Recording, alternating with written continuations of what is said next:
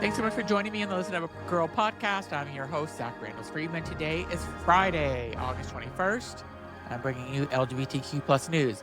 Before I get into the news, I just wanted to take a second to say, you know that feeling when you meet someone and it just clicks?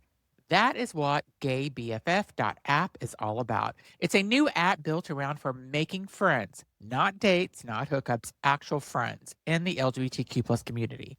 Whether you just moved to a new city, or you're looking to expand your circle of friends, or you just want a more queer friends in your life, Gay BFF makes it easy to connect with people who get you. Currently, it's only invite only right now, so get in early. Go to gaybff.app and request your invite today. Thanks so much for listening to that little intro. But let's get into the news because we have a lot.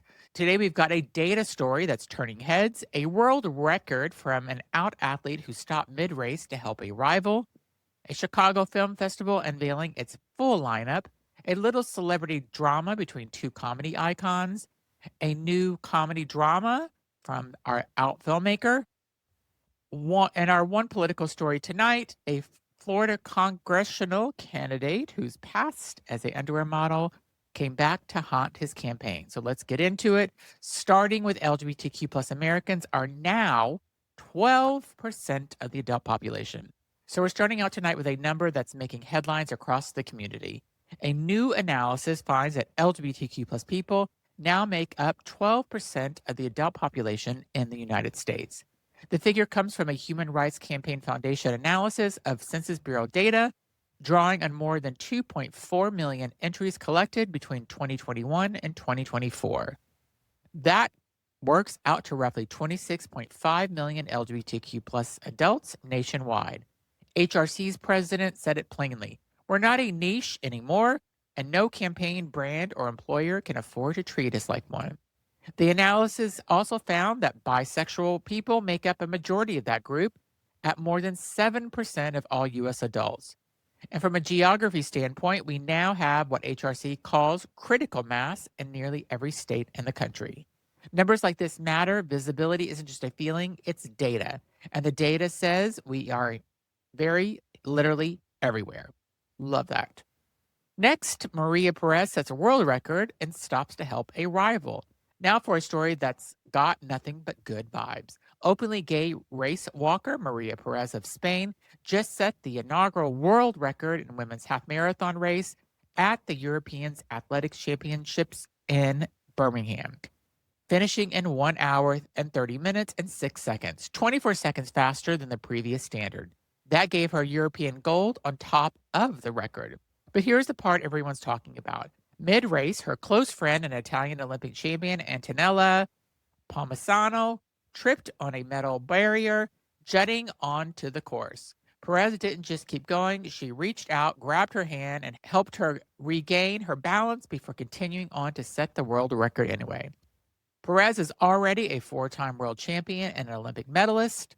And off the track, she's been a longtime advocate for LGBTQ plus inclusion in sports, fronting a national campaign in Spain called Sport with Pride, Speed and Sportsmanship in the Same Afternoon. That is a role model. And congratulations for making that world record and winning.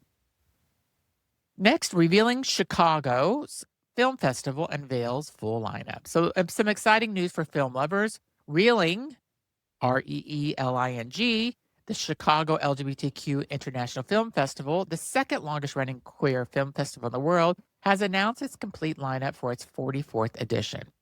It'll bring 11 days of international queer cinema to Chicago theaters from September 17th to the 27th. We're talking 36 feature films, 59 shorts, representing 22 countries, organized into 10 theme programs. Spanish cinema has a big presence this year, including a U.S. premiere restoring the legacy of a queer Spanish writer whose work was branded under Franco's dictatorship.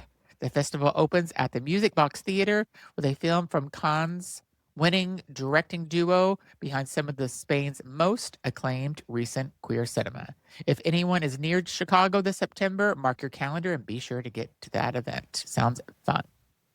Next, Jordan Firstman's new film, Club Kid. I keep hearing about this movie and I cannot wait to see it. So sticking with entertainment, out actor, writer, and director Jordan Firstman has a new comedy drama, and the premiere is a great one. Club Kid. It follows a New York City nightlife promoter whose entire club-centered exists getting upended when he learns he has a 10-year-old son.